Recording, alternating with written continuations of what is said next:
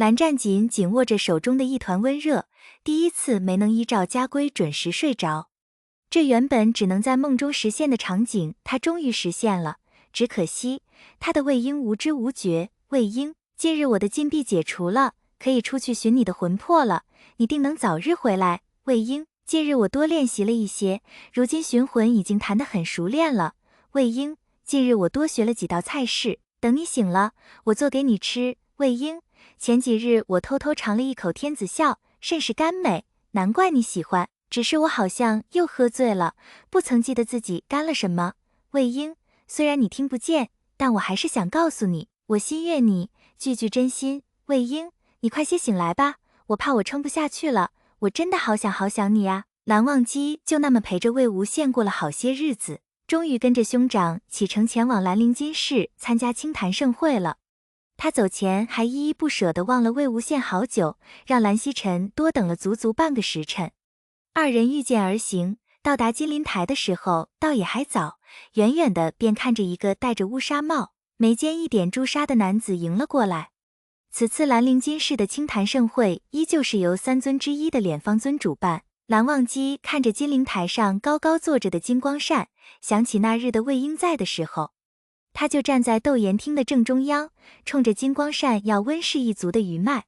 而他呢，他就在这里同一个位置上，眼睁睁地看着他的魏婴与世界与天下为敌，他没能拉住他。他有悔，再看看对面的位置，江家家主江婉银，逼死魏婴的罪魁祸首，如今倒是与各大世家交情不错。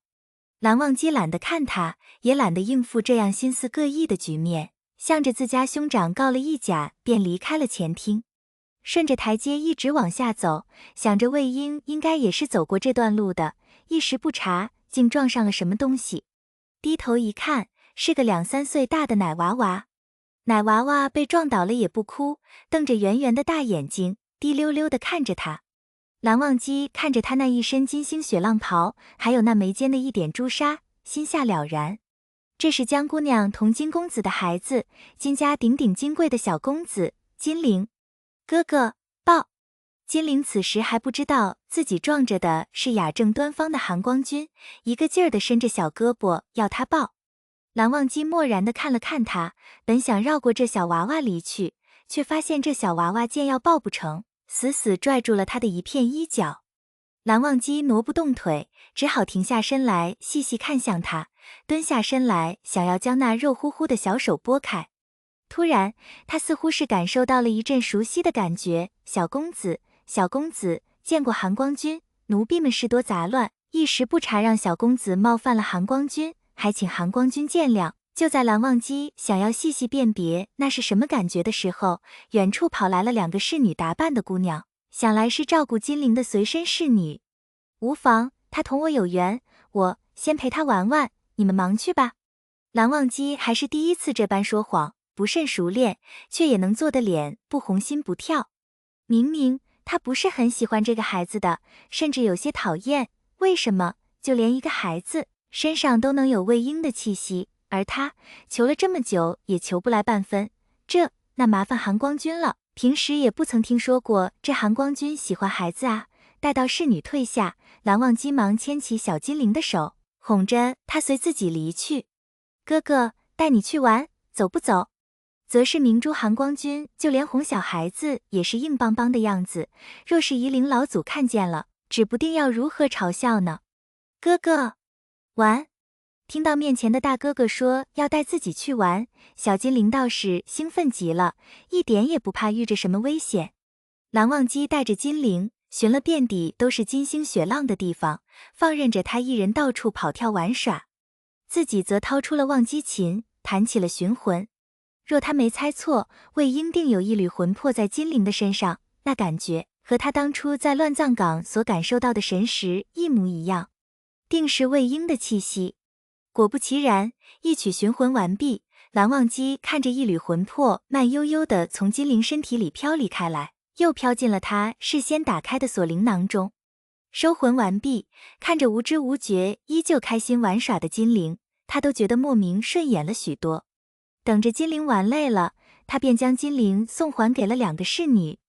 正想着回到休息的小院，告知兄长一声，自己即刻返回姑苏，却看见了三尊之首的赤峰尊正在小院里与自家兄长争执着些什么。你心思单纯我知晓，可那宵小之徒是当着我的面杀了他的上司的，我要如何信他？赤峰尊粗犷的声音自然被蓝忘机听得一清二楚。大哥，我信他，阿瑶不是这样的人，你何不好好听听他有何苦衷再做决断呢？自家兄长的声音也不似平日冷静，显然两人还是在争执着敛方尊一事。蓝忘机本想就此转身离去，过些时间再回来，可不知怎的，他又想到了他的魏婴，那些日子他也像兄长一样，坚定地认为自己信的人是有苦衷的。而这天下之人有是否像如今的赤峰尊一样，也坚定地认为自己所言的大道是对的。只是他没有兄长这般勇敢，他没能有机会亲口说他信他，他没能帮他同世人争辩一二，那是他永生的痛，永生的悔。忘机见过赤峰尊。蓝忘机走进小院，向着聂明觉行了一礼。是忘机啊，多年不见，你倒是瘦了许多。今日顾着应付那些人，没顾得上跟你打招呼。聂明觉看着眼前挺拔的少年，不由得发出感叹，就连声音也温柔了不少。忘机，事情忙完了？蓝曦臣看着蓝忘机消失了整整一天，便知道他定是有事处理，看到他平安回来，不免放下心来。